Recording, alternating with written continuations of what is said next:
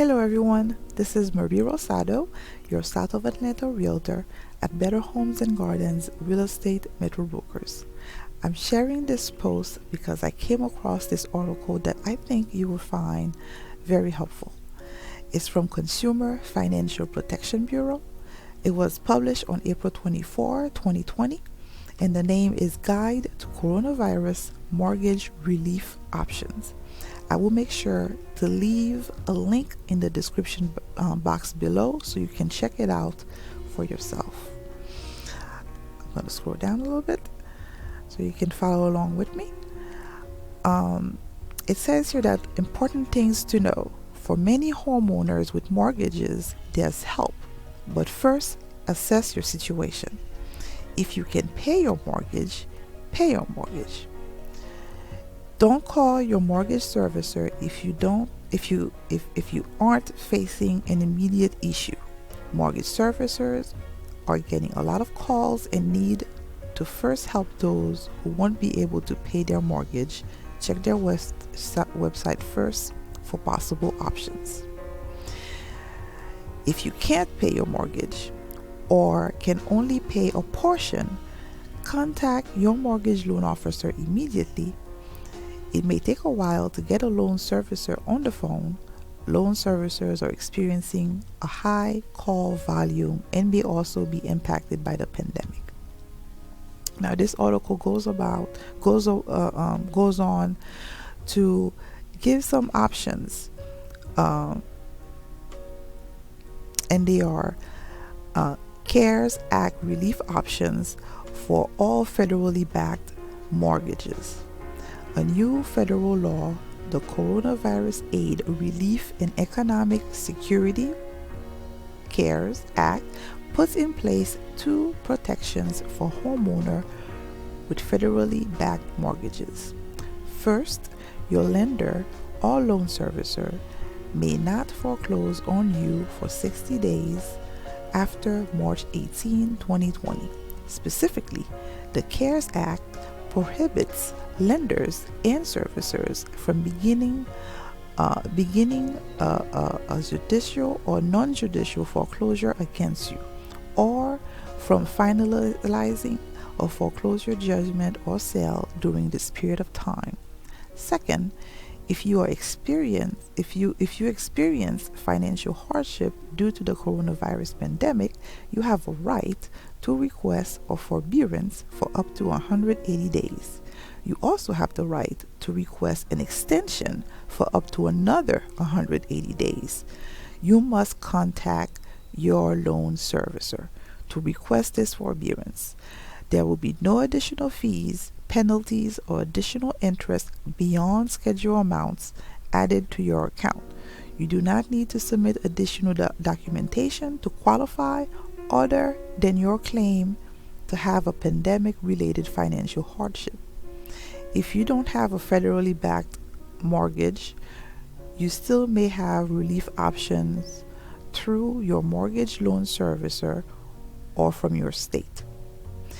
And it goes on to explain mortgage forbearance is when your mortgage servicer or lender allows you to pause, suspend, or reduce your mortgage payments for a limited period of time while you regain your financial footing.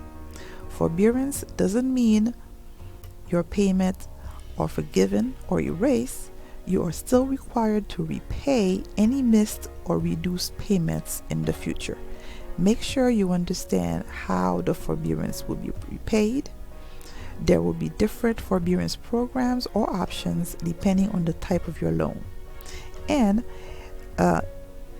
if and when your income is restored, reach out to your servicer and resume making payments as soon as you can so your future obligation is limited.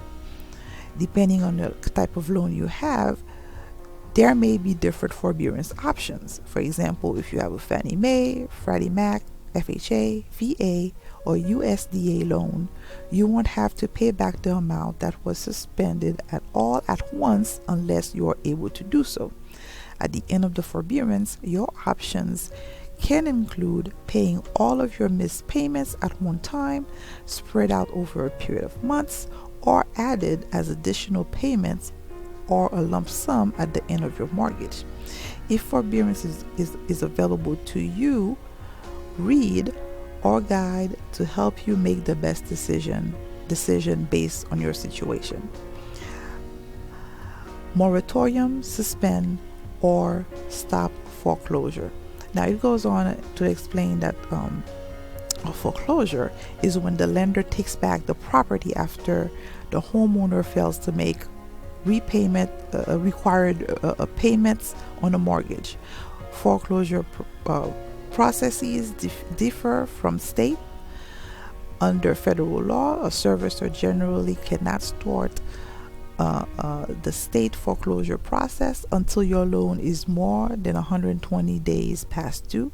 There can be exception depending on your forbearance or loss mitigation program. Servicers have to work with you to avoid foreclosure. The Homeowner's Guide to Success explains the federal law and what to do if you can't pay your mortgage. And the article also goes on about relief option that you may qualify for, and of course you're gonna have to figure out who services your mortgage. You should it goes on to explain that your mortgage servicer is the company that you send your mortgage payments to each month, and it also goes on and saying if you can't or don't remember who currently services your mortgage, there are several ways to find out, including looking at your mortgage statement for contact information. Second, it talks about figuring out if your mortgage is federally backed, and again, your loan servicer will be able to provide that information to you. And it also provides a list of federally backed mortgages, which is USDA, FHA, VA, Fannie Mae, Freddie Mac. Again, you are welcome to look at this article. I thought it's such a wealth of information. And it also goes on to provide some information to homeowners with mortgage not backed by the federal government. It says here that if you have a mortgage loan that is not backed by one of the federal agencies or entities listed above, so the loan is not covered by the CARES Act, you need to contact your loan servicer. You can find your servicer's name on your mortgage statement or by searching the Mortgage Electronic Registration System, MERS, website.